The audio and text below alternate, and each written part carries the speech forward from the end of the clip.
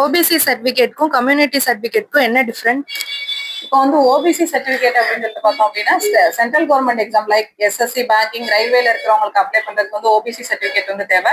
Community certificate அப்படின்னா நம்ம state wise exam like TNPSC PC SA TET இந்த மாதிரி எக்ஸாம்ஸ்க்குலாம் அப்ளை பண்றதுக்கு கம்யூனிட்டி சர்டிபிகேட் தேவை. எந்த கம்யூனிட்டியில உள்ளவங்களாம் ஓபிசிக்குள்ள வருவாங்க? ஓபிசிக்குள்ள வந்து எம்பிசி பிசி இந்த ரெண்டு கம்யூனிட்டி வந்து ஓபிசிக்குள்ள வருவாங்க.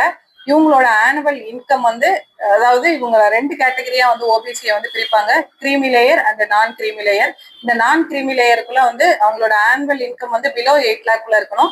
கிரீமி லேயர் அப்படிங்கிறது வந்து அபோவ் 8 lakhல வந்து இருக்கணும். இவங்களுக்கெல்லாம் வந்து ஓபிசி சர்டிபிகேட் வந்து கொடுப்பாங்க. எப்படி அப்ளை பண்றது?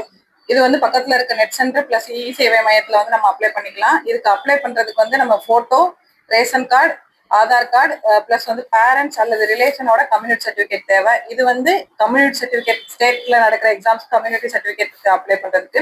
இதே இது வந்து ஓபிசி சர்டிபிகேட் அப்ளை பண்றதுக்கு பாத்தீங்க அப்படின்னா கேண்டிடேட்டோட photo, Aadhaar number, ration card plus வந்து இதோட income certificate plus community certificate இது எல்லாமே தேவை. இது எல்லாமே இருந்ததுன்னா நம்ம ஓபிசி அப்ளை பண்ணிட்டு 1 வீக்குக்குள்ள நமக்கு வந்துடும்.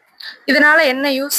இதனால வந்து நம்ம சென்ட்ரல் கவர்மெண்ட் எக்ஸாம் எழுதும் போது நமக்கு வந்து ரிசர்வேஷன் வந்து கிடைக்கும். அதான் இதை பத்தின வேற ஏதாவது வந்து சந்தேகம் இருந்தது அப்படின்னா கீழே இருக்க நம்பருக்கு வந்து கான்டாக்ட் பண்ணுங்க. தேங்க்யூ.